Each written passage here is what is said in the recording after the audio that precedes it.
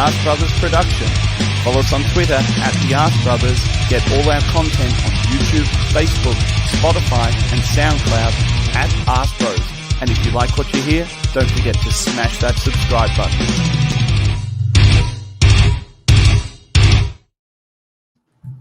Welcome everyone to the Friday Arse. Joining me, we've got my partner in crime, Cory. Toby, I was going to say Toby then. It's because we've got Toby on the mind. He's meant to be joining us. So if you are watching, you've got the link. Get your arse in. We have got Cory with us. We've also got Mike, and it's your birthday, mate. Happy birthday. Oh, thank you so much. I couldn't have asked for a better present than none of the rest of your crew showing up for my duck-breaking appearance. You only need me and Cory. We've learnt this. Yeah, I think we'll probably I'll be all right. I mean, I know what Ryan's all about, and I'm fine not spending an hour with him. But God damn it, Max. Max, what was more important for you to be doing?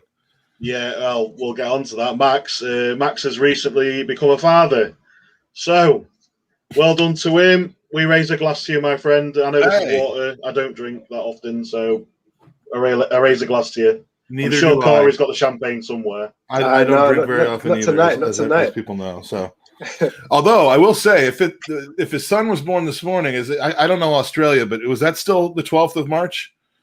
I believe it's. Hey, yeah, I don't know. You can't do better than that birthday wise. That's for sure. No, I ain't got a clue. I haven't got a clue. What? I don't know. I don't know what day. I don't know if it's the 13th, the 12th. It's all new to me, that one. I think it's April there. I think it's April there right now. Yeah, it could be actually. They're that far in future. We'll get on it. We've got the niceties out of the way. As for her, thanks to the people joining the chat. We've got Ruthless Gooner. We've got DWTT. How are we doing, my friends? There we go. Ruthless is an Aussie. It's the 13th there. I'm not too sure what time frame. So it could have been the 12th early hours, or it could have been the 13th late hours 12th, early hours 13th. I don't know. Again, it's too much for me, that. But yeah.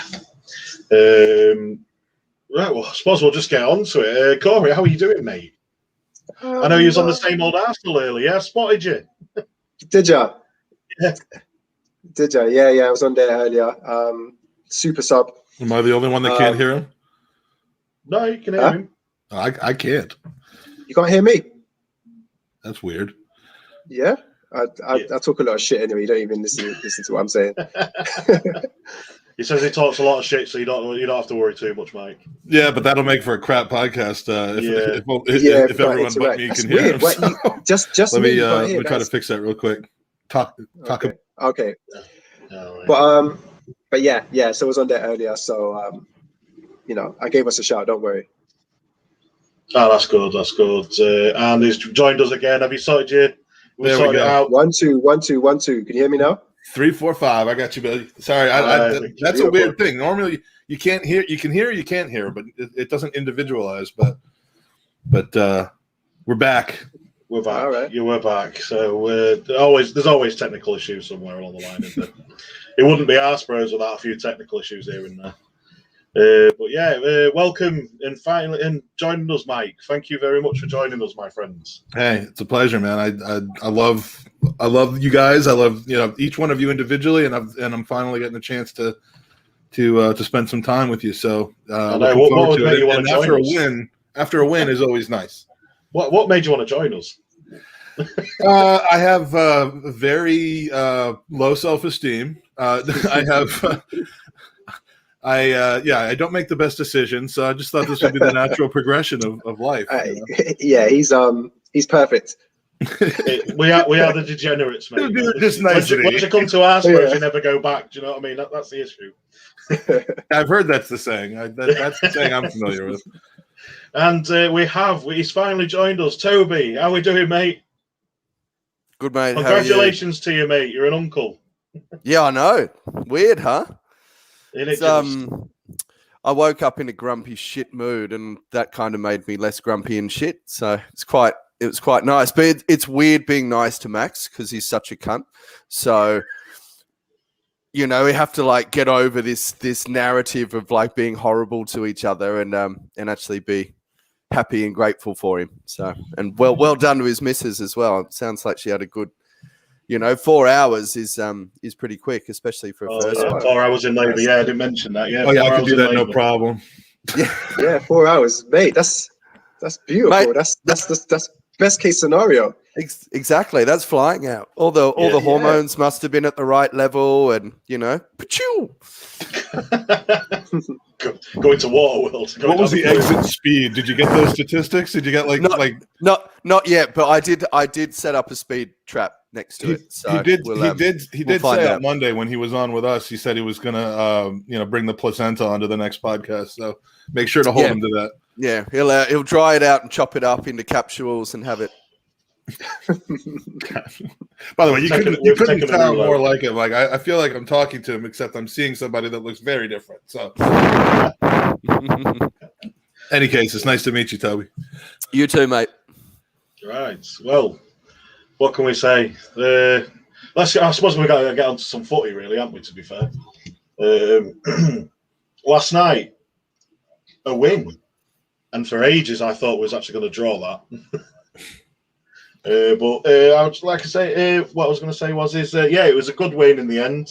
It took up to the 79th minute just to get in front with a great header. But that's getting a bit ahead of myself. And I'm looking at my other screen, so I'm not looking away from you guys. I'm just sort of looking at my other screen and making sure I'm getting names right.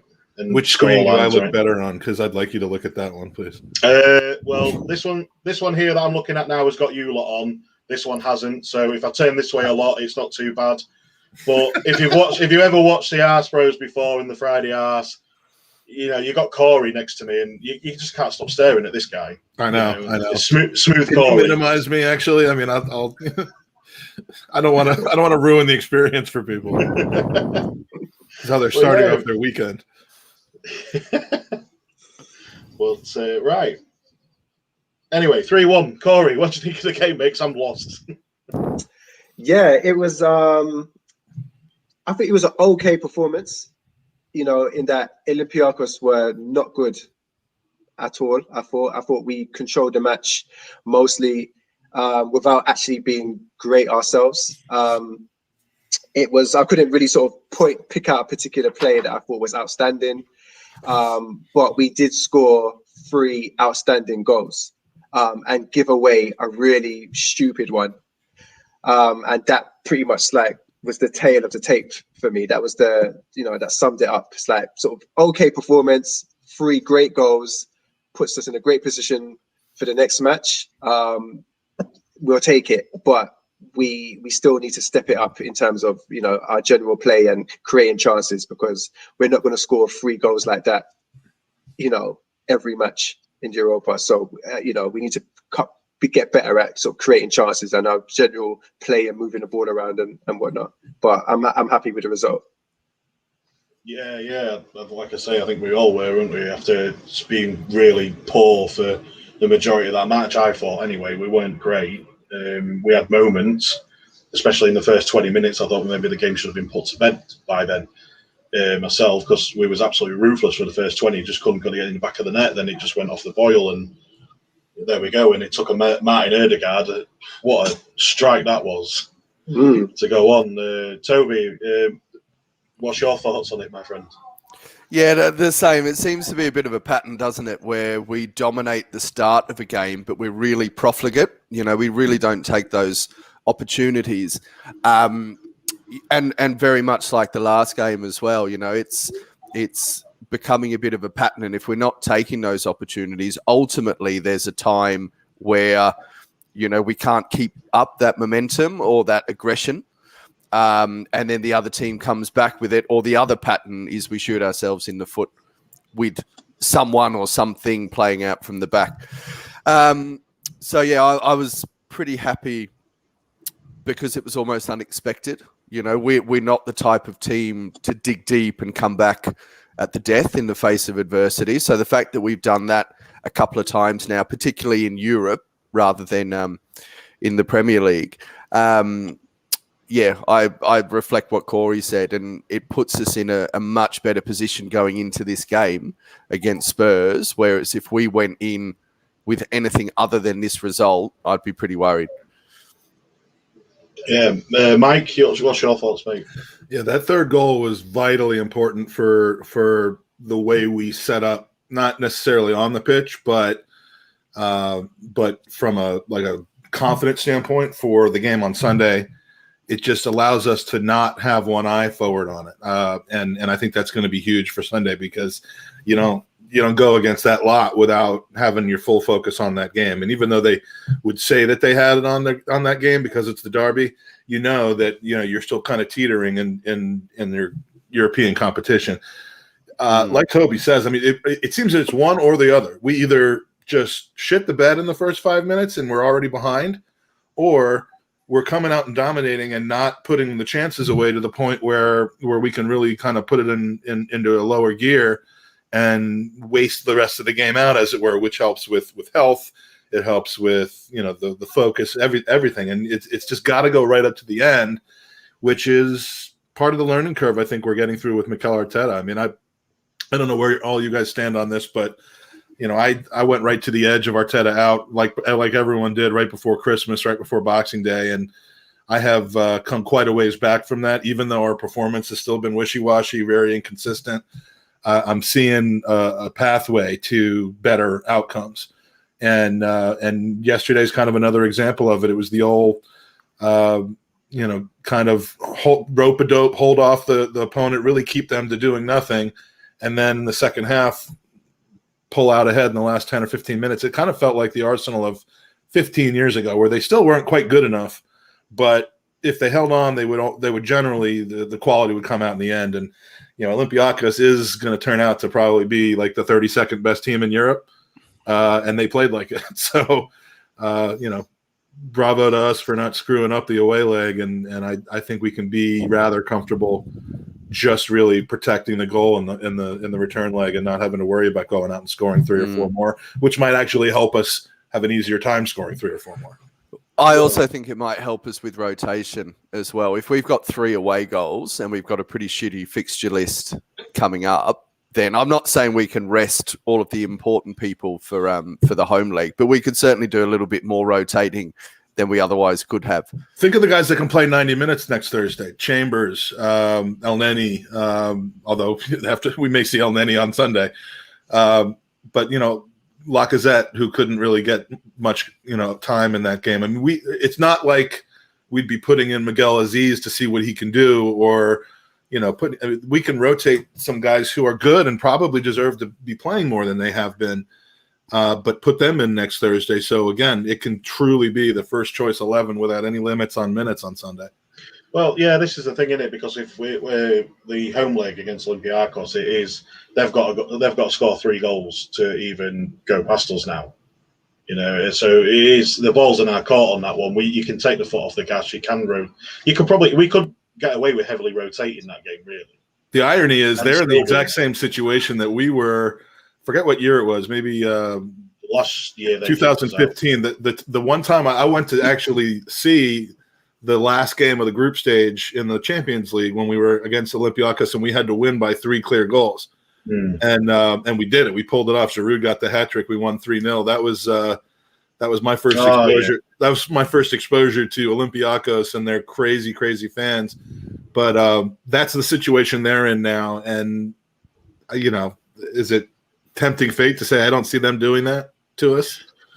No one's done that to us this season. Not even a little bit tempting fate, but I think you can probably. I've been known for fucking things up before. There's even a hashtag FFIU with my last name for Heinberg fucked it up. Anytime.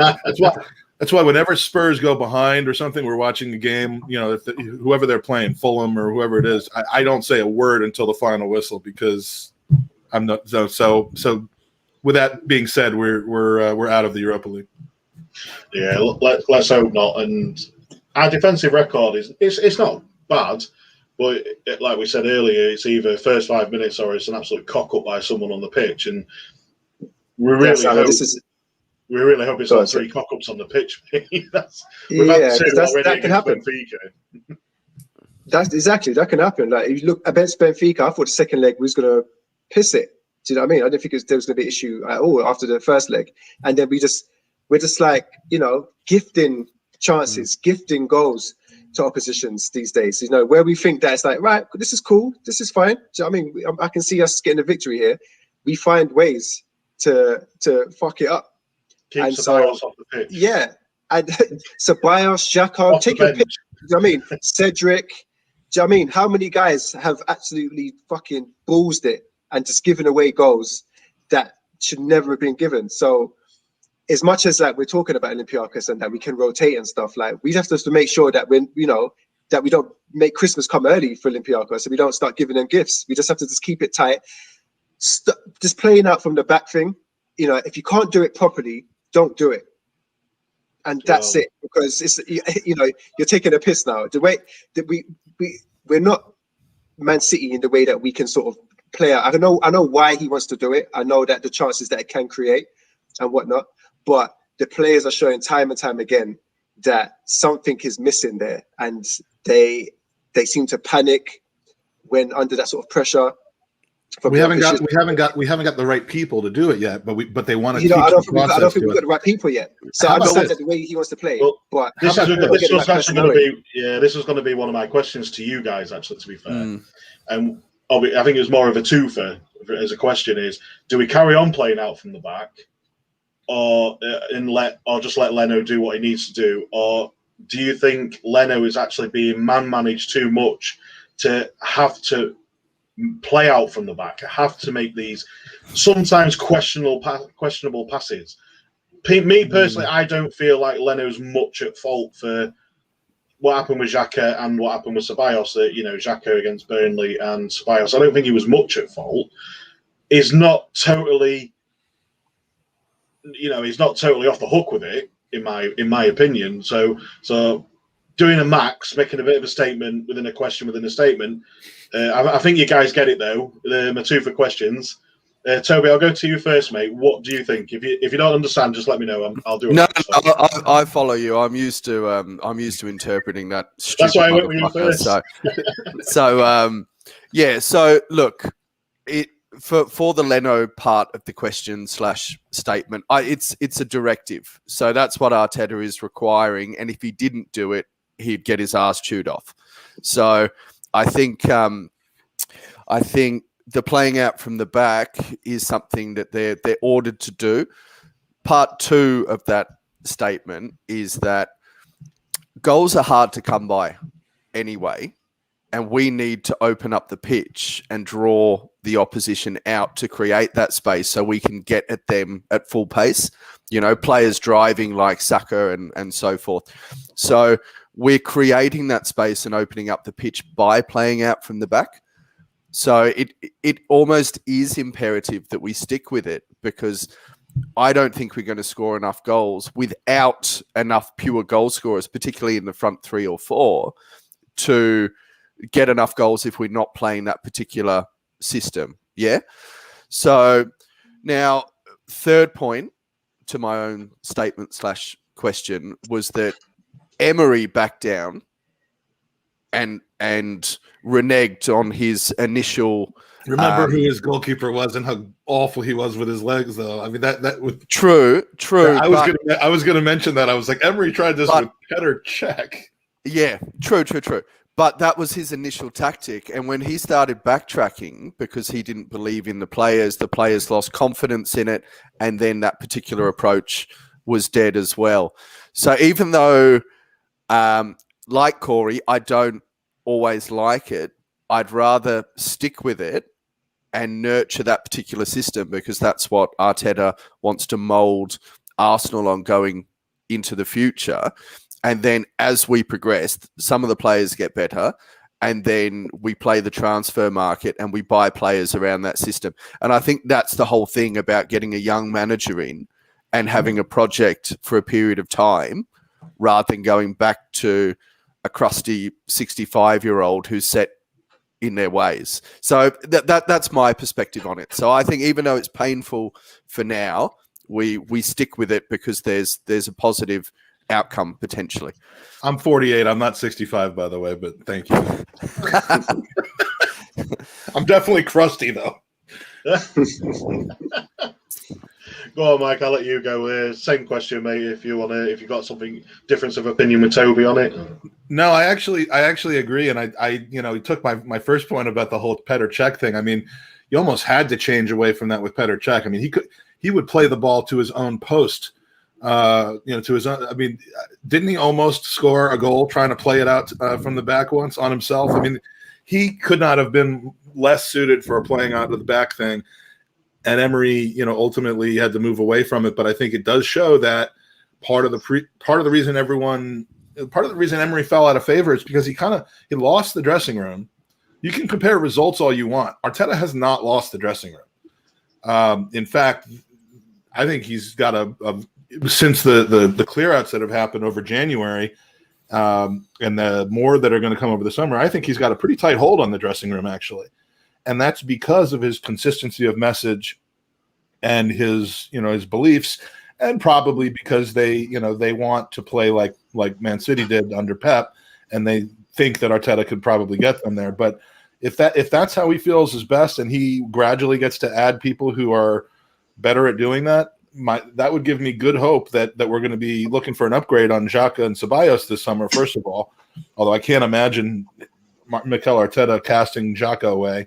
I hope he does. But, I certainly don't think it's time to change that, with one exception. Next Thursday, with the need to not concede 3 goals in a game, and really the need not to necessarily create that much to win, next Thursday, hoof it upfield, up the pitch every single time. Don't even tempt yourselves to try that if there's anybody within 20 or 30 yards of the person you're tempted to pass it to. Next Thursday, there's no reason to do that. Sunday, sure, play with fire. Let's hope to get a couple of goals on nicely put together attacks that start with playing out of the back, and just let's really, really hope not to make a mistake. But Thursday, there's just no reason to even take that chance in my mind. It's an elimination tournament that we're ahead with. Why tempt fate? That's fair enough. Cory, have you got any different mindset in that? Or? Well, no, I mean, like you said that Leno, you don't really blame him. I give him quite a bit of the blame because... No. I'll say I don't blame him fully. I said he's not getting off scot-free with it. But in my eyes, I don't feel he's much more at fault than what Ceballos was. He had options, and he picked the worst one. So Ceballos was the worst option. Ceballos was the player that had the opposition player closest to him. You saw when Ceballos turned around and got the ball, there was instantly a guy on him. That guy didn't come from nowhere. He was there before. Leno still picked it. Leno could have went to his right, could have went to his left. He had a man to his right that was way more open.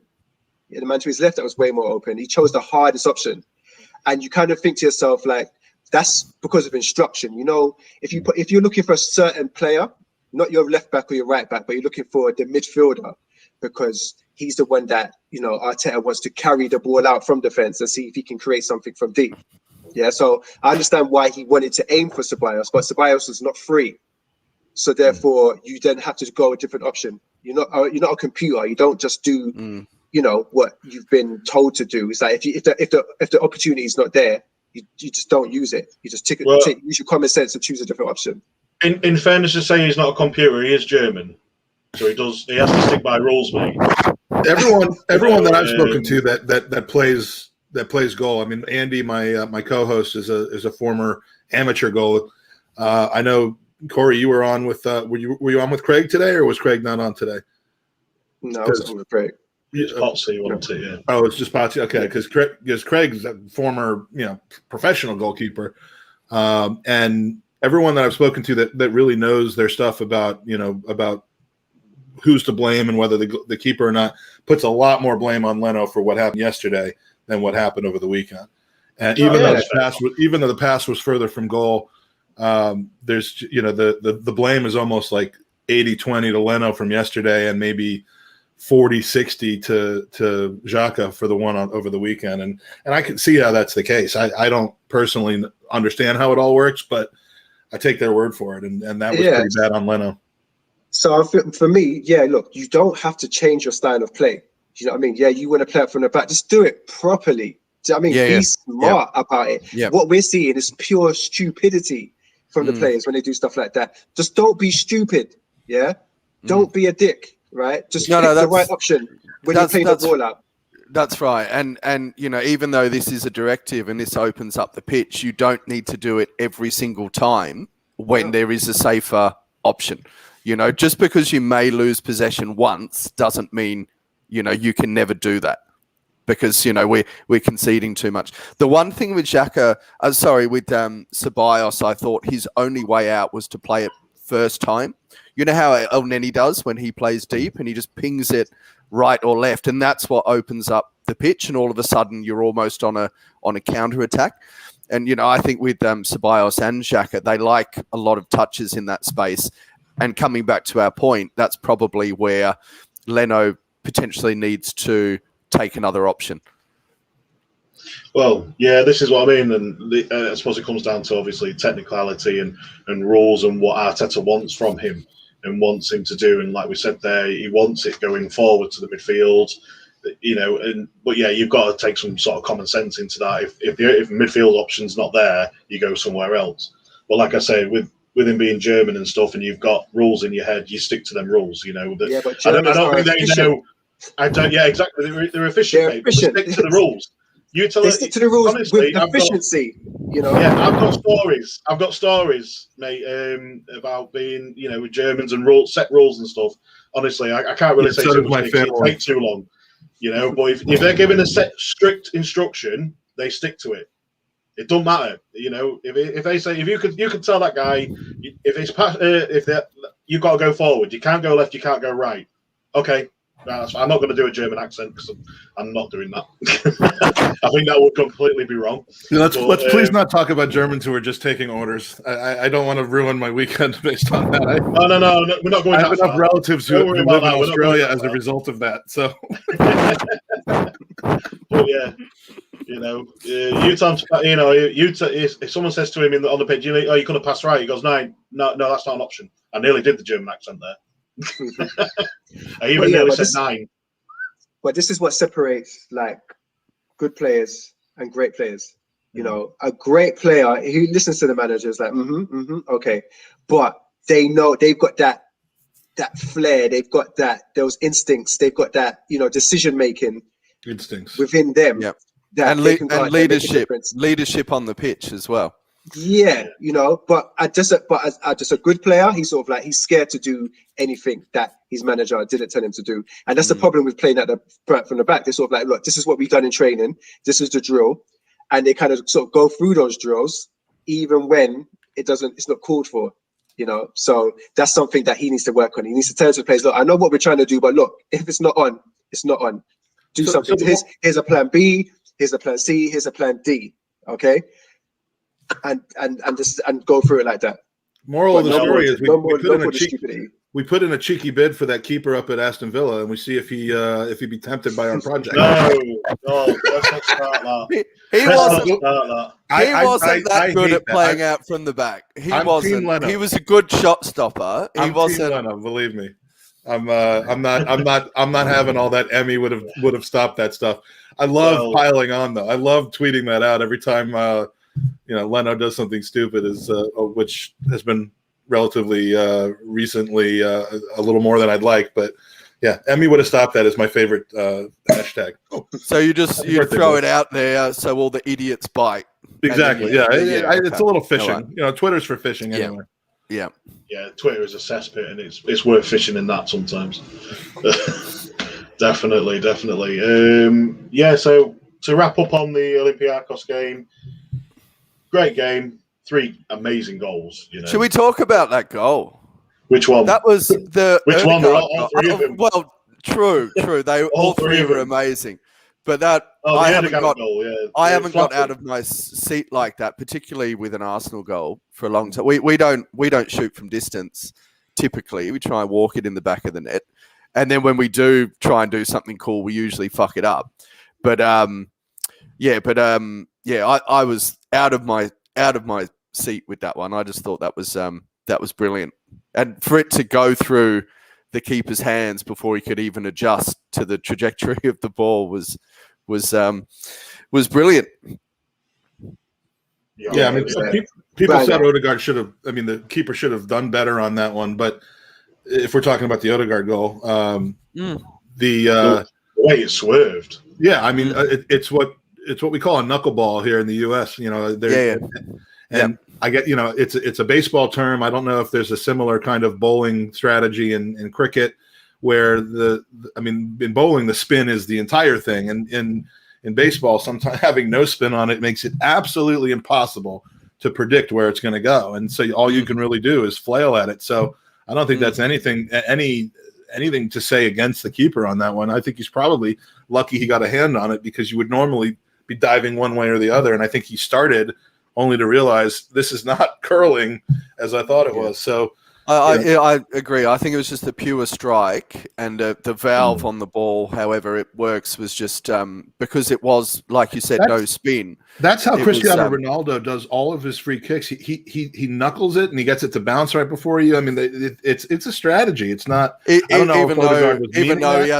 Even though he hasn't scored a bloody free kick for how many years now, but he's the David Luiz of free kicks all of a sudden. But yeah, totally. It's a great strike. We were talking on Monday or Tuesday, I think, on some podcast. I don't know if it was ours or somebody else's, but that, you know, we haven't taken a shot from outside of the 18 for 7 years or something like that. I mean, they were joking, and in fact, we had taken a few in the last game that we played against Burnley. They weren't great shots, they weren't serious shots, but to get two of them in one game, that's exciting to see. I mean, because we're going after those opportunities now, and we got the guys. We have the personnel to put those shots on goal and test the keeper. Why we have to walk it in all the time, I think we're starting to learn we don't. I think the last time we scored a goal outside the box, I don't know if it was Xhaka's free kick or El Nene last time he scored his goal. I'm sure someone in the chat will remind us somewhere who it was, but I think it was either one of them two. But yeah, I've been really frustrated with this trying to walk it into the goal. There's just no need for it. We have got the strike. We've got players there who can absolutely strike a ball, as Ødegaard has proven it. El Nene's proven it. Xhaka, all right, 1 in 10, 20, maybe 30 times, he can hit it. Partey, he's still calibrating Partey. Like, he's gone from row Z to row like V. Soon he'll be on row H. But yeah, he's kind of still calibrating his long distance shot, but you can see it's there. It's getting there. It's just getting from row Z down the rankings, down the seating order, isn't it? Really. But yeah. But sorry, Mike. I was going to say the El Nene goal. I mean, he's shown that he can put his foot through it and accurately, unlike most of our other players. But that Gabriel goal, that was huge in the context. The El Nene goal, the game had opened up, and I think that's why he had the space for the shot. But before that, they had 10, 11 men behind the ball, and we were just trying to play through them, which wasn't happening, and side to side, and keep going to our fullbacks, and either, you know, we'd cross and hit the defender, or we'd just play it backwards. So that was becoming really frustrating. And then all of a sudden, I think we might have to give the fuzzy-haired old mate some credit for the delivery, and what a header as well, in the context of the game and our season, when it wasn't looking very rosy, you know, in terms of, you know, either progression or the Spurs game or the upcoming fixture list. That's a big goal. And what a giant human being as well, you know, to get up that high and do what he did. I've just watched it again. It's beautiful. Scoring off a corner too. I mean, you know, it was a short corner, but still corner nonetheless. I mean, what an absolute beast Gabriel is. I mean, he's you know, we're used to seeing goals coming in from our center backs. I mean, you'd see Mustafi get sometimes. Mertesacker used to be able to do that. Koscielny would do it every once in a while, but I mean, he's our man for that now, because he can get the power and the placement on it, just like he did in his debut game for us. I think. And he's got the height. So if we can get our delivery right, then that's a weapon to score more goals that we're not walking in the back of the net, you know. And then we start building up the different type of goals in our armory. Yeah, these were 3 very un-Arsenal-y goals that we scored yesterday. That's why it was bloody fantastic. I know. So, you know, it's so different from the norm. Can I just say one thing? I have to go in a minute because I have to go to work. But some credit potentially to Arteta for playing that fuzzy haired twat somewhat back into form. And now we have a genuine option, particularly for, I was going to say Champions League, but that's a long time ago. I'm still Europe. hoping we win the Champions League this season. For Europe, I don't know so much if Willian is so suited to the Premier League right now, but hopefully we can rest him against Spurs. I wouldn't be starting him, but then we have a genuine option to rest some other players for the second leg against Olympiacos. So we've got some semblance of form, even if it's not the same way that our other wide forwards play.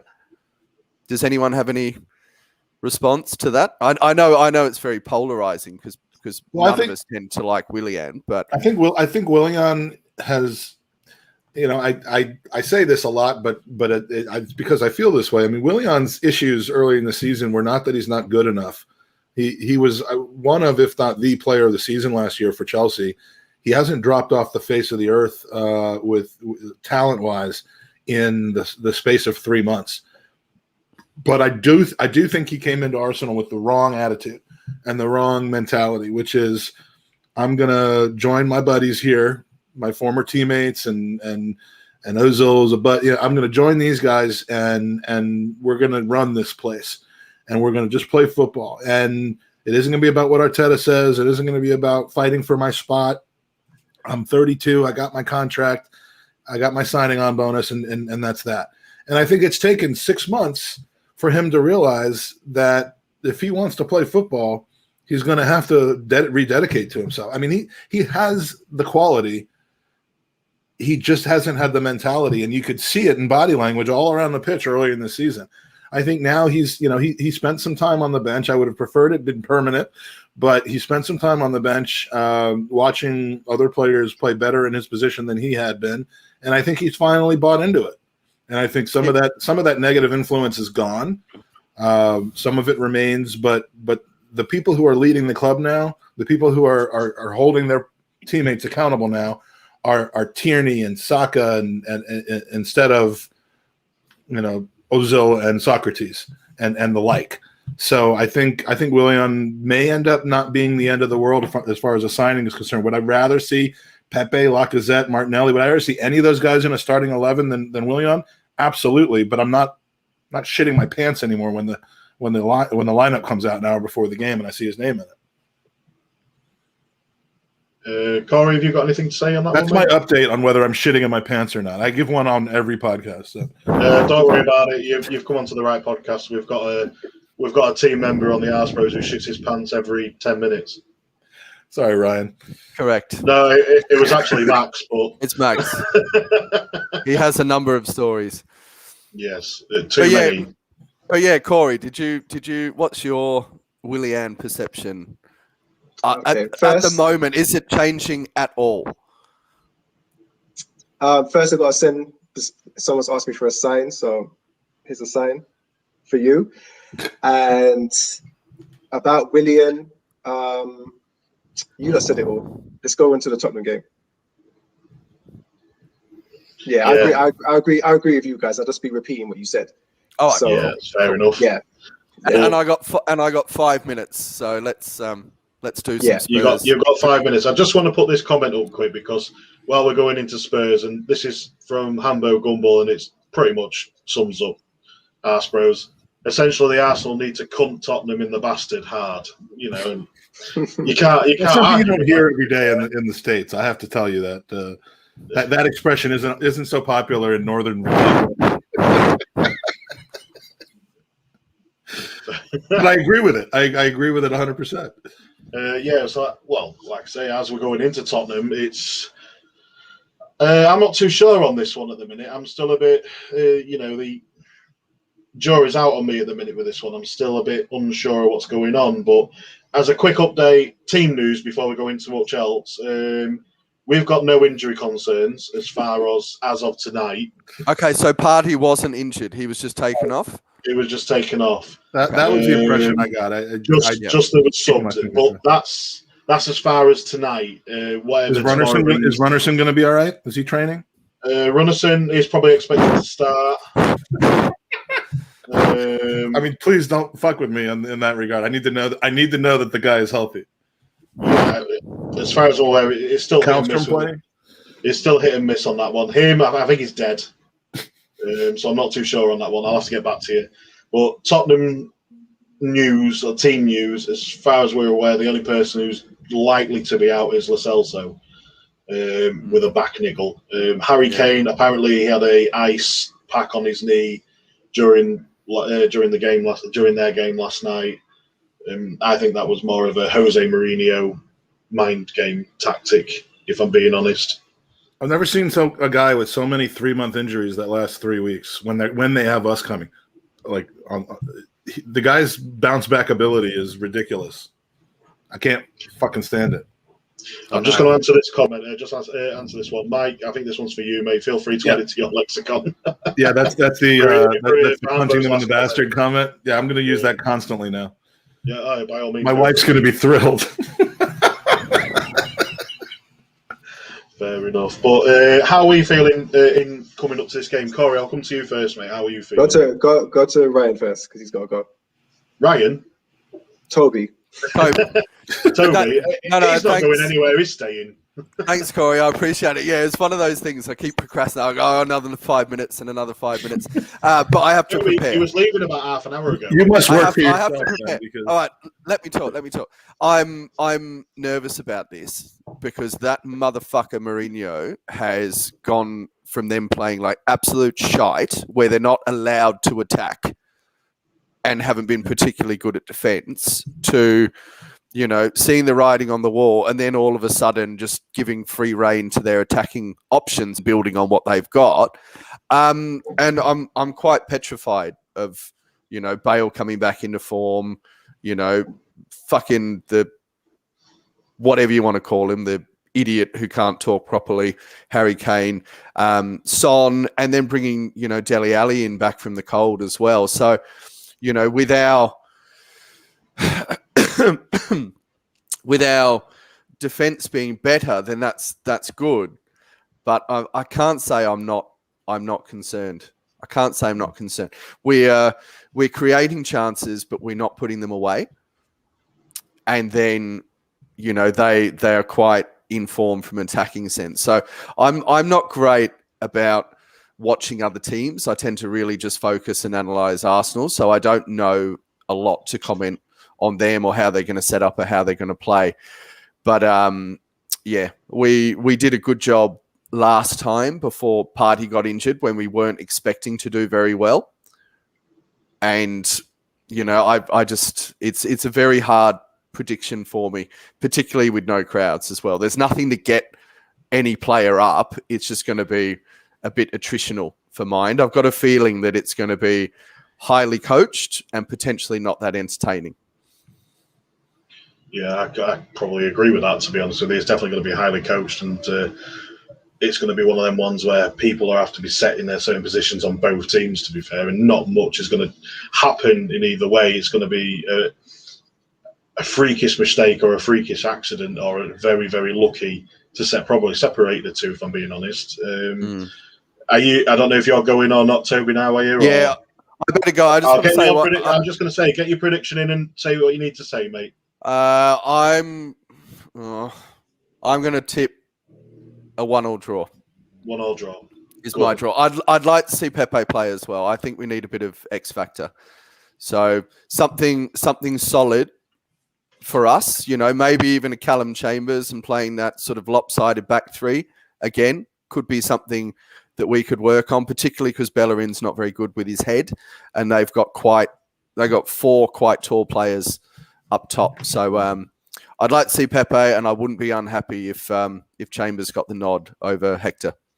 And then I'm out. I'll watch the rest of you guys after, but have a good day and a good night. It's good to talk to you. See you later. Thanks for joining us, mate. All right. See you, boys. Pleasure. Cory, how are you feeling about it, mate? We'll come to you now. Toby's disappeared. Mate, I was, it's been about 3 years since we've beaten Tottenham. That is absolutely ridiculous when you think about it. 3 years. Last time we beat them, I think it was 4-2. We were Emery was our manager. We had guys like Terrera and that in the team. Things have changed a lot since then. Can't seem to beat this team anymore. You know, they used to be the joke of North London, and now it's us for too long a time. Now we're going into this game. They've got one of the best front threes in world football, and they're in a good run of form. Everybody, you know, only the most optimistic of Gooners could sort of really, in their heart of hearts, predict a win in this game. Mourinho, you know, no matter what team he's coaching, we can't seem to beat him. Doesn't matter who our coach is, as long as it's Arsenal, Mourinho seems to get the better of the fixture. So we do have the tools to cause them problems. We do have the tools to hurt them. You know what I mean? We do have players that can hurt them. We need the right game plan, and we need to take our chances. If we do that, then we can beat them, because their defense has improved of late, but they're still susceptible to making mistakes, starting from their goalkeeper right across their back four. Yeah. So we need to make sure that we're putting enough pressure on them to force those mistakes, and we need to make sure that we contain their attack. I think Harry Kane is like, you know, their most important player in terms of, you know, attacking play. You know, he can drop deep, create things for runners. We need Tierney needs to be doing his best to keep Bale in his pocket. I think Tierney can do it. You know, it will mean him sacrificing himself going forward, but he can do it. And I think hopefully we play Cedric at right back, and I think he would have a better time against Son than Bellerin, because we've seen Son versus Bellerin before, and you know, Bellerin often comes out second best. I think with the right tactics, we can possibly get something from this match. So I'm not optimistic, but you know, I don't totally think that we're going to get smashed either. No, Mike. We tend not to get smashed anymore, which, you know, some people find that to be improvement. I actually do. Some people couldn't care less as long as, you know, there's still not W's going up, and I get that too. But this game was lost the last time we played them back in December by coaching. Mourinho lured us into the trap that we needed to be lured into. We had no answer to it. Counterattack, boom.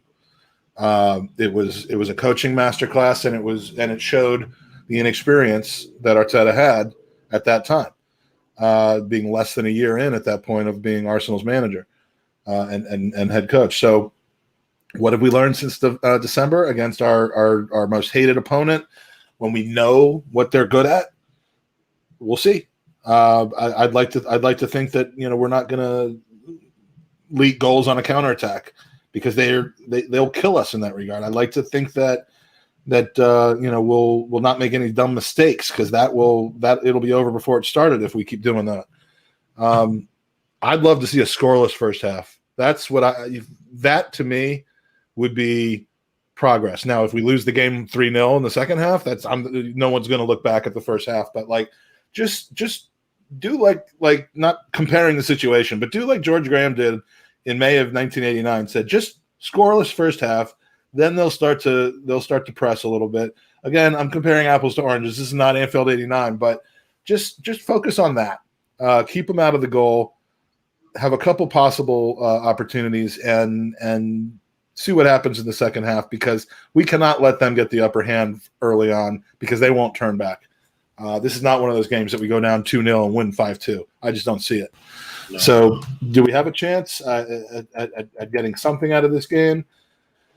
I think we definitely do, because when our chips are on the table and we feel like like it's a dead loss coming, we tend to get a result. And when we think that we should just roll over teams like Wolves and Villa and whoever else we've lost to this season, that goes the opposite direction. So it wouldn't shock me to see something really cool happening on Sunday, but from a prediction standpoint, I kind of think it's going to be a 3-1 to the Scum. But I'd rather you've just gone in and twisted there, man. I like to reverse jinx. I like to, you know, when I get too confident, it's a really bad thing for Arsenal. So take that as a helpful prediction towards our fortunes, because I've probably never predicted, other than Elneny's goal, which I predicted 3 minutes before it happened on Thursday on Twitter. It's there. The timestamp's there. You can see it. I've never predicted anything correctly in my life. So 3-1 against Tottenham, or 3-1 for Tottenham, I'll go with. Guaranteed win now. You've just really twisted it in there, haven't you? You've just gone in and twisted and just pulled out. If you're listening to the subtext, you know what I really think is going to happen on Sunday. But I don't always say what I mean. It's either you either stuck the knife in, or you're coming out with a lot of hope.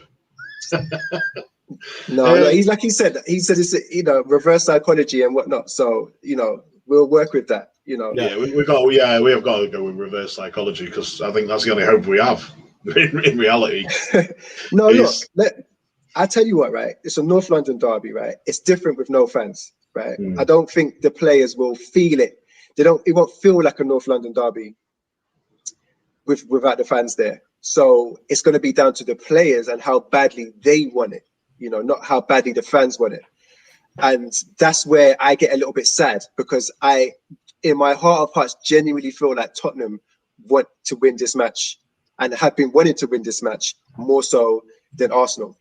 And that's a sad state of affairs for me. I think guys like Smith Rowe and Saka, they know what it's about. Do you know what I mean? They've been at Arsenal for a long time around the club. They would have seen and felt the build up to these North London derbies. But in terms of the other players and and their heart and their backbone that we've wanted to sort of see this season, a lot of the times we've been let down by it. So with Tottenham, I feel like they've kind of got that to their advantage as well. So, and it's sad to say, it should never be like that, but I think it is. I cannot wait to see Kieran Tierney from the opening whistle on Sunday, because I think he's the exception. I think he understands. He knows what a derby is. He's the type of person that can understand from the very first moment he enters a new derby. I mean, he understands, first of all, derbies. Yeah. Let's not forget where he just came from. He understands derbies, and he understands, how to play for your badge. And if he's a leader like we all think he is, he's going to have his boys. And I say it like he's the captain, even though Aubameyang's the captain. He's going to have his boys ready to play. And so Sunday's a test of Kieran Tierney. I think it's in his hands. And with that, fellas, I got to run. Yeah, I was just about to say you've got to scoot off, haven't you? Well, enjoy the rest of your birthday, mate. Get that champagne, keep flowing, and by all means. And let me just get your score prediction. You're sticking with a 3-1 reverse psychology? Yes, I'm going with 3-1. Well, I can't say it's reverse psychology, because then it's out there in the open. But it may or may not be reverse psychology. So. Right, well, yeah, we'll stick it 3-1 reverse psychology. Got you. We'll stick with that. Cheers. It's got to be done. Well, thanks for joining, mate. I appreciate it. And again, enjoy your birthday. Enjoy the rest of your birthday, mate. Thanks, guys. Corey, Mike, it's great to see you. Mike, I'll see you in the Zoom on Sunday probably. And I don't think there is one, mate. I think everyone wants to knuckle down to watch it live. That'll make sense to me. You don't need to be on a Zoom with 14 people who are also pissing their pants. So yeah. All right. Cheers, mate. Scott. I'll see you later. Oh, just me and thee again, mate. Yeah, for the last it few always minutes. rolls down to just me and you. Always just rolls down to me and you. How are you feeling about it? I'm nervous as hell, mate. I'll be honest with you. I'm really, really nervous. And for the same points that everyone else has been making, it's, they've just started to, their front three, like you said, they're starting to come into some form. And that sort of scares me a little bit in some respects. I know Arsenal, during the season, we're not letting big scorelines go against us. It's always that mistake in the first few minutes, and then it's always a mistake by a player, like we said earlier on in the show. But it's like Mike was saying before he left, it's crucial that we don't let in that early goal. And I think that's going to be the stepping point in that. If they get a goal in the first 5 minutes, I think, we're going to be really stuck. And it's not going to be. It wouldn't be the first time it's happened. So yeah, I am really nervous about it. And like you were saying again, we're not scoring the goals. We're creating chances. They're not going in. It took 3 amazing goals just to see off Olympiacos. And that's what worries me more than anything. Yeah, and in that game, Saka was quiet, Aubameyang was quiet, so we need those guys to show up in this match and not waste any chances. Like, you have to take everything because there's not going to be abundance. Tottenham do make mistakes, but for the last couple of games, they seem to have sort of ironed them out a bit. But we need to bring those back because that's our sort of best chance of because our overall general play is decent. We are sort of creating chances, but it's against certain types of teams. When we come up against solid team, when we came up against Man City, we had one shot on target. So it's not like against the top teams we're really sort of competing with them in terms of chances created. So we're gonna have to put our heart and soul into this. Like I said, tactically, Arteta has to get it on point. He can't be outdone by Jose on this occasion. This is a time for Arteta now, where the players have sort of found a bit of form, and we've got mostly a fully fit squad. Do you know what I mean? No real excuses. Yeah, well, as far as I'm aware, there it's a fully fit one. It's maybe an assessment on Smith Rowe. That's it. This is the time for Arteta to prove people like me wrong. I wish I want him to do. Yeah, and you show me why the Arsenal board and everybody at the club has put faith in you and they see potential in you, and then you go out and you go up against a manager like Jose, who a lot of people think is a bit past it. They think that a lot of aspects of football have left him behind. Yeah, and you're Arteta, you're part of the new school. You're part of the new school. Now you go out there and you show as a young buck what new ideas you have got, and you take out this dinosaurs team. You outthink him. You maneuver him, right? With a team that is it's not fully devoid of confidence like it was before. No. And you go out and get a result here. This is it. These are the times that you shine. Well, this is it, isn't it? And as much as, like I say, we got a win against Leicester City as well, and they're not mugs in some respects. We still got to manage to get a win out of them when we won. We've got to score 3 goals past them. Exactly. We can beat these higher league teams. It's just a case of obviously which Arsenal turn up, and this is the issue that I'm finding. Do we turn up? We need the Arsenal of what turned up against Leicester, and possibly, and that's what we need. We need a bit of fire. They need a bit of that. We need that. We need better than that, because that Leicester team going forward were not amazing. They didn't have Harry Kane, Gareth Bale, and Heung-min Son in their team. Yeah, though that's a big difference. In terms of. But even if you look at the flip side of that, we haven't got mugs as forwards. We've got Aubameyang, you've got Pepe who can score, Willian who can. He's been assisting. He's an assist in every game he's played in the last 3-4 games now, I think. Yeah, look. So he is assisting as much as maybe we like him or not. He is putting in the assisting. At least he's putting the chances. He's creating the chances there. That's getting us goals. Even if we don't play Willian and maybe we play Lacazette up front with Aubameyang on the left or something. Or Pepe, we still got them there. What Toby said, a player with a bit of unpredictability, with some dribbling ability, because sometimes against Indies teams, it's a bit of individual brilliance. We need a bit of chaos. Yeah, exactly. Willians, you just don't know what he's going to go. Williams is sort of, at his best, he's a player that is efficient in his attacking, but Arteta probably feels like he needs efficiency to start with, and then depending on what the score is at a certain point, then he probably is thinking that that's where he brings on a Pepe to be a bit of chaos. But I kind of want that chaos from the start, I want that unpredictable from the start. He's in form. When you got a player like that in form, it's like I think you play them. I think you play them because you want to be able to do something from minute 1 yourself, not concede, but up the other end. And just a player that could do something out of nothing, and he's actually been putting in a shift. You know what I mean? It's not like he's not a luxury player anymore. He puts in a shift as well. He does get back. So me personally, in a match like this where you're looking at the attacking players, you think you might be outgunned here. We need to have a little, a little live wire, a little, wild card in there. But I don't think that's at least 1 or 2. Yeah, but I don't think that's what's going to happen. I think he'll probably tell Saka, "You're the guy that needs to go out and do that," and he'll stick with Willian. That's the other thing. That's the other question I was going to ask you. Do you think he's going to stick with the same team that played against Olympiacos? Maybe tweak 1 or 2 players. He might take Gabriel out, put in Pablo Mari or I think he might do that. He might put a Cedric in. I hope, because I don't think this is a game for Bellerin again going up against Hong-Min Son. I think you just need a real right back, a guy he's a right back. He knows he's a right back. He's solid. He just does right back shit. Do you know what I mean? It's the thing that we're going to need this game is solidarity. We're going to need it. You're going to need that solidness. You want someone who can defend. Yeah, exactly. And when he does get forward, he's not confusing anybody. He's not trying to cut inside. He's going to hug that touchline. Do you know what I mean? Whipping across if need be, or cut it in or whatnot. Allow Saka to go inside and hit shots off his left foot. Just people need to know where they are. They need to be organised. Yeah.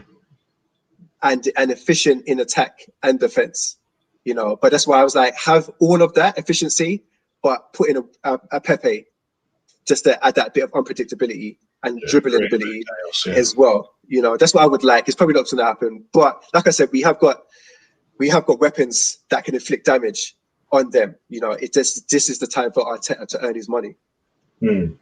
Do we see Martinelli maybe making an appearance on this game? No. We don't see Martinelli nowhere. We don't see Martinelli nowhere apart from sat on the bench like this. It's still wrapped in bubble wrap. I don't know what's going on there, man. It's annoying. He's been wrapped in bubble wrap for quite a while now. I'm sure whatever injury he had, he must be over that by now. He's obviously training. I don't know. It's not like he's come. It's not like Arteta's come out and said, we're still concerned about his fitness or whatnot. It's just, to us, it just looks like he just doesn't rate him and he's just not playing him. And it's really disappointing because this is going to be this, if you look at Arteta's whole time at Arsenal and how much game time Martinelli's got, yes, we have to factor in a big injury. But in terms of him being fit under Arteta, his game time has not been a lot, considering that we've all, as Arsenal fans, have been talking about him as being one of the brightest young players in world football, with a really high potential. And then Odegaard is a young player, comes in, bam, straight away, just game time. ESR showed a bit of form, straight, game time. Saka, but Martinelli, he just, unless it is a niggling injury, but he's always on the bench. So, he's obviously fit to play.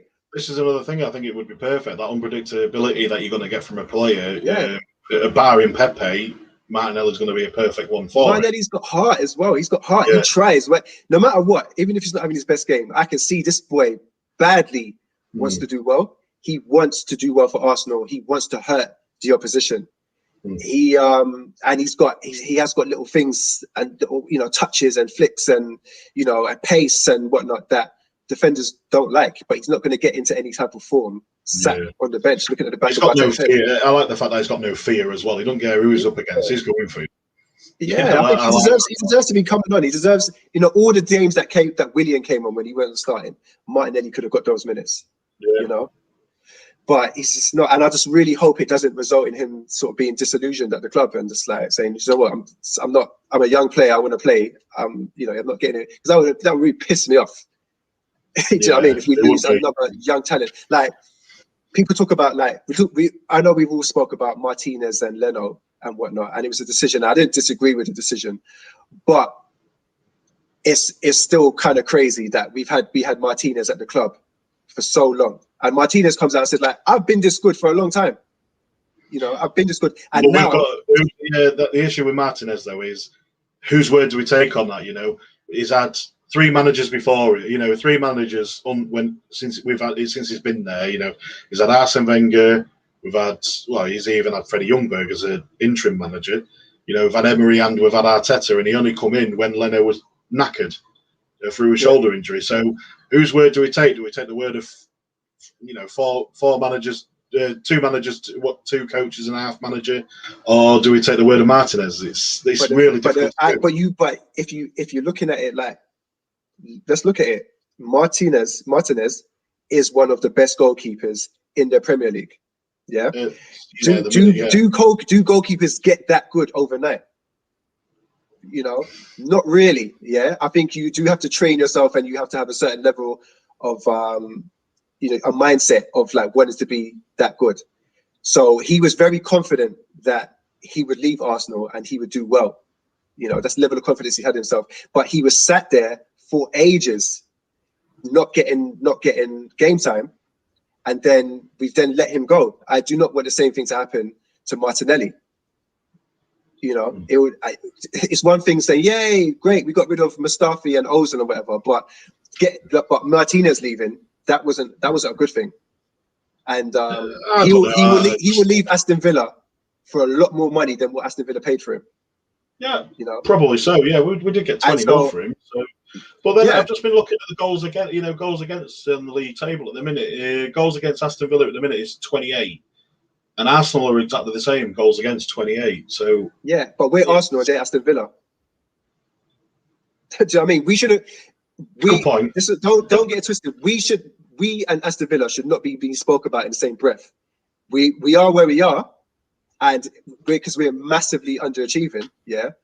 But it should not even be a comparison. So the fact that that's the same, yeah, is terrible. How much does Aston Villa's defenders cost, and how much does ours cost? Well, this is the thing, innit? We're Arsenal FC. Hard to put on.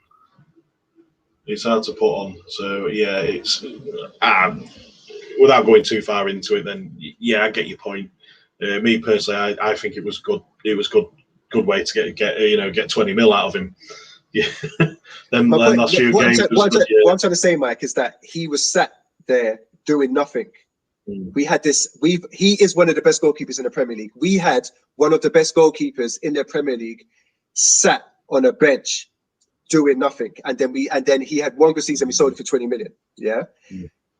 We have got Martinelli, potentially, yeah, one of the best young players in the Premier League. I see your point there. Doing nothing. Yeah, that was my point with it. Yeah, but I think because we've seen, I think the differences between them two is we have seen Martinelli and we've seen what he can do. Whereas when you look back at some of Martinez's games with Arsenal, the one I remember quite fondly is that 5-5 against Liverpool in the was it the EFL, and it wasn't a strong team either way. No one put out the strongest 11, and it was it was 5-5, and I think they won on penalties, and that was the last time I thought of Martinez. You see, so when I think of that, not necessarily Martinez's loans. I didn't really see him on loan, so I can't judge on that. But what I've seen of Martinelli since he's been here, he's grown, and you can see how much he's grown. And like you said a minute ago with him, he has a heart. He's got no fear. And he's willing to just take, like I say, willing to take anyone on, and he can score goals as well. I was there. I mentioned it a few times before. I was there when at the Chelsea game when we drew 2-2, and it was him who absolutely ran up the field and just put it in the back of the net. He ran past Kante like he was nothing. Yeah. And not many players can turn around and say they ran past Kante like there was nothing. Look, the guy, he's shown us, even in the Europa League where he did get a bit of a run. Yeah. Before. Don't get me wrong. He did well. I don't hate Martinez. I'm not nowhere that.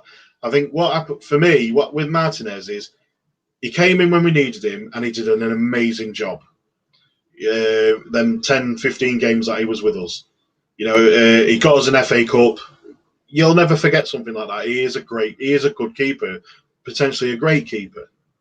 So I'm not dissing him at all, but I think from what it was, and from an Arsenal perspective, and maybe even my perspective as well, he was a £3 million keeper, if that. When he's saying he wants first team football, Arsenal have got Leno. Didn't really want to upset the apple cart with him. He's done well for us, Leno. Yeah, he has made his mistakes. What keeper doesn't make mistakes? He's not the only one. We've seen Alisson. How many mistakes has he made this season? And he's regarded one of the best keepers ever. So keepers do make mistakes. So I'm not denying that from him or taking that away from him. But I think when you've got a keeper that's probably worth potentially about 3 million, and he's made himself worth 20 million with a year left on his contract, I think as an Arsenal, they had to take that 20 million. You know, if he's turned around saying, I want first team football, we couldn't offer him first team football on a regular basis. We've got to take that 20 million. It just makes it's business. I'm not disputing that. If the player wants to go, he wants to go. Yeah.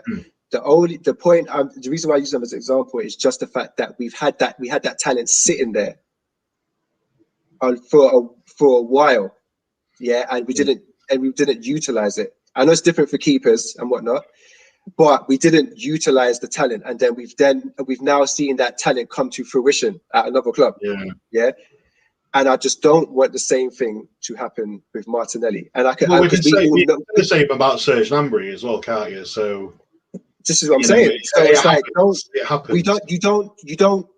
you don't let a talent like Martinelli get pissed off and leave, for the sake of Willian, who's coming to the end of his career, right? Because we're in a season now, we're not competing for the title, we're not competing for top 4. You don't have to keep playing Willian. You don't have to be like, when a team is in 10th place, you can afford to play the more promising younger players, in the league, and give them that time, because this is your future. You don't need to play Willian, because Willian, he's only there to be like, because you want that experience. You might want that experience in the Europa League, at the latter stages to, make sure that we don't make those mistakes and whatnot. But in the league, Martinelli should be getting more minutes. We're not fighting for nothing in the league.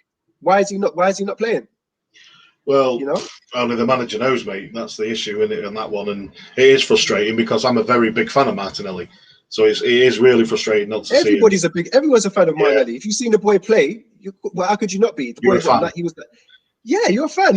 Everything that he stands for and represents and shows you as a footballer makes it look like. And he's he's still a teenager. I don't know how old he is now, but he's a teenager when he joined. We got him for quite a good price. I think he's the same age as Saka, so I think he's only 19 still. Yeah, and he showed us so much. Like that's not everything. You don't see that all the time from 19-year-olds coming from abroad, new country and everything, and still able to perform. So I just hope that we just don't end up losing him, because he did sign a new contract, so that's good. He signed the same time as Saka. He was injured. Why is he still injured? The same contract as Saka. Yeah, so we don't. It's not like we're in a position where we have to let him go, but give the boy some playing time, man. We're 10th in the league. Like not this game. Although I would like to see him come on towards the end. Like I wouldn't mind him getting like 15 minutes or so, especially if we need a goal. But after that in the league, give him some game time, man, because Europa is our focus anyway. So what we got to lose in the league? Yeah, let's start rotating the team properly and actually start thinking about giving players game time that need it. So I agree with you. We need to get these players playing. They need to give him. We need to give him game time. And ZWTT, Gary, he agrees with you, mate. Cory, stop talking all this sense about Martinelli getting playing time on a 10th place team. Yeah. So Gary knows. Everyone knows. I ain't saying nothing that's controversial or whatever. It's everyone would agree, and it's the same. It's this issue that we've had with Arteta all season. Like we talk all this sense, and he doesn't seem to. I'll remind people, go back to our back catalogue of me and Cory talking, and when we start talking about the Europa League team versus the Premier League team, we were saying it for weeks about it. So, and then it came to fruition, didn't it, for a bit? Not long after we were talking about it. So, we were saying it for weeks, but. Well, we're going to have to leave it there. We couldn't get everything in, unfortunately. Like I say, it's an hard one to do with Tottenham, because you don't want to say too much. You don't want to go down. You don't want to go up. You want to try and stay balanced as much as we can. So I'm going to come with you for your prediction. Optimistically, I'm gonna say 2-2. 2-2. 2-2. Yeah, I think that we can. Like I said, we have the tools to make a dent, to do damage to their defense. But they also have the same. So I can see it. I don't think it's going to be a tight game. I don't think it's going to be sort of super tactical or anything. I think Tottenham will kind of sit deep and hit us on the counter, but I think their counter will be pretty effective. But I think that I think we can unlock them as well. So we're at home, 2-2. Yeah, I'm going to say the same, mate. 2-2 as well for pretty similar reasons as yourself. I do think I think it's going to be a bit more tactical than obviously yourself. I think it's going to be a very tactical game, whereas, like you said, it's going to be they're going to probably be playing very defensive, similar to what they did earlier on in the season, and try and hit us on the counter. Whereas I think Arteta's going to maybe try and do exactly the same. Try maybe a learning curve or something. I don't know, but it's a tough one to call. I hate calling a loss. I don't do that. Not against Tottenham. I'll call a loss against. I've called losses before, but I can never call a loss against Tottenham ever. Yeah. I can't bring myself to do it. Yeah, it leaves a bad taste in your mouth. It does. Say the words. It gives you acid. Do you know what I mean? Yeah. It's just one of them ones. So yeah, it's a difficult one, but. Thanks for joining again, Cory. We will be back again next week, I do believe. Yes. We'll probably, chances are, we'll review the Tottenham game. I think we'll talk about it. Yeah, well, we have to talk about it, mate. We have to. And hopefully it's with a smile. Yeah, and maybe even a bigger smile because we beat Olympiacos as well. I think we're doing Olympiacos. Yeah, we should be then. And then we've got West Ham. Yeah, go on, sorry, mate. No, as long as we don't do anything stupid. Yeah. So don't stop gifting goals out like Christmas presents. Then we should be fine. Yeah, let's not. Yeah, let's tell that to Arteta now. I know he listens. Don't do anything stupid. Don't let stupid fucking players do stupid fucking things. Simple as that. Mm-hmm. So we will probably be reviewing the Tottenham game and the Olympiacos game. And previewing the West Ham game, because that's the next one, mate. West Ham away at 3:00 on Sunday. 3:00 game. I ain't said a 3:00 game on a Saturday. It's a Sunday. I ain't said a 3:00 game on a Sunday, is it? It's normally a Saturday, isn't it? I can't keep track, mate. These matches come on at all different times. So I just tune in when I know it's on. So yeah, I don't get it. Yeah, I don't get it. Yeah, 3:00. On Sunday. So yeah, we'll be back Friday. Thank you very much for everyone joining us in the chat. We really appreciate it. And if you can, please like and comment, subscribe to the Arse Brothers. We do have content coming out all the time. I know there's a Thursday show with Darren. He doesn't normally do them on a Thursday when we play Europa, so we might not be seeing him this week. We might. I'm not entirely sure. We do normally have the OG show on a Monday with Max and Toby, but understandably, Max won't be doing the OG show with him just having a baby. I don't think the missus will let him go that far, to be fair.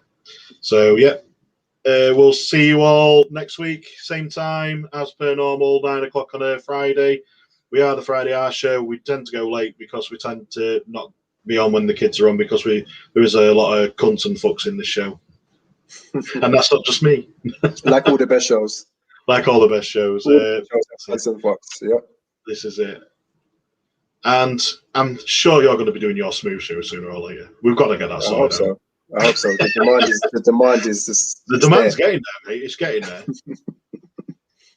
We'll see you next week. Thanks again, Cory. Thanks for everyone in the chat. Have a good one. Up the arse. Up the arse. Oh, God. We don't want to be doing that one, mate. I think someone might have a saying about that. We might get copywriting somebody. We'll let's have an Arsenal win. Yeah, all right. Yeah.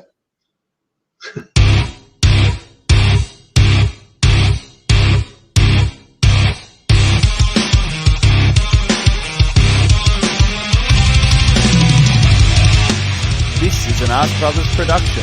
Follow us on Twitter at The Arse Brothers. Get all our content on YouTube, Facebook, Spotify, and SoundCloud at Arse Bros. And if you like what you hear, don't forget to smash that subscribe button.